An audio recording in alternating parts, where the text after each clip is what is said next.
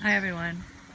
Remember when you used to see birds fly in sequence and just cruise through the sky to and fro? Lately I see them always spinning around like they're confused. They just hang out in groups, spin around, and they seem very confused. Maybe they're discussing the frequencies that are being in the sky, and they spray them up with all this stuff. Yeah, it's just terrible. They've been doing it all day. Went to the mountains today, dropped the kids off at winter camp, and it's everywhere. I'm sick of it.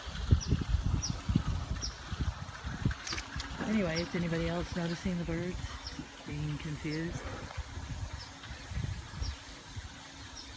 All right, hope you're having a good day. Much love.